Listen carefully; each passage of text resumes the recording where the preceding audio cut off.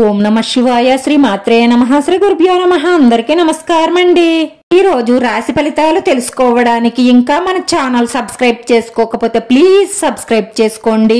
Like చేసి మీ పూర్తి support మన శివోహం ఛానల్ కి ఇవ్వండి. ఈ వారం రాశి ఫలితాలలో ఆచార్య రీత్యా మేష రాశి వారు ఎటువంటి శుభాశుభ ఫలితాలను పొందుతారో తెలుసుకోవడానికి ఈ మన వీడియోని ఎక్కడా స్కిప్ చేయకుండా చివరి వరకు చూడండి.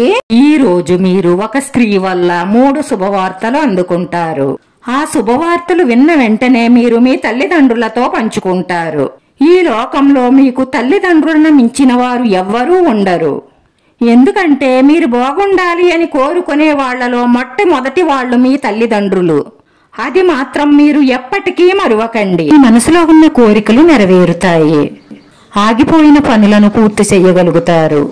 కుటుంబంతో ఆనంద క్షణాలు గడుపుతారు. ఈ మధ్య కొద్ది రోజులుగా ఉన్న సమస్యలు గొడవలు తీరి శృంగారంలో కేరింతలు కొట్టడం వల్ల మనసు సంతోషంగా ఆనందంగా ఉంటుంది.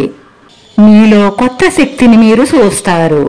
మీరు మీ పని రంగాన్ని మార్చుకోవాలి అనుకుంటే మీ ఉద్యోగాన్ని వ్యాపారాన్ని ఈ సమయంలో మార్చుకోవచ్చు. వ్యాపారంలో లాభాలుంటాయి. కొత్త ఆదాయ వనరులు పెరుగుతాయి.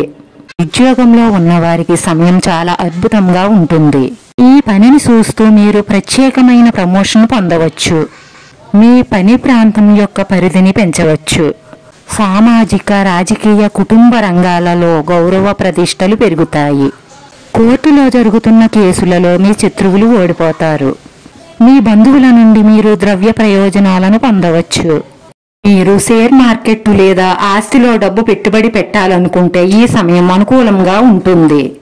మీరు వాహనం మీద ప్రయాణం చేసినట్లయితే వాహనాన్ని జాగ్రత్తగా నడపండి. నోటిని అదుపుగా వాడండి. చర్చలకు దూరంగా ఉండండి. ఈ రాశివారు ఓపికగా ఉండాలి. భాగస్వామితో విడిపోవడం వల్ల ఒత్తిడులు ఉంటాయి. మీరు కోపావేశాలను అదుపులో ఉంచుకోవాలి. అనవసరం ఖర్చులు పెట్టకండి. ఆఫీస్లో గౌరవం పెరుగుతుంది. దైవ అనుగ్రహంతో మీ లక్ష్యాన్ని సాధించండి. మీ ఆరోగ్యం పట్ల శ్రద్ధ అవసరం.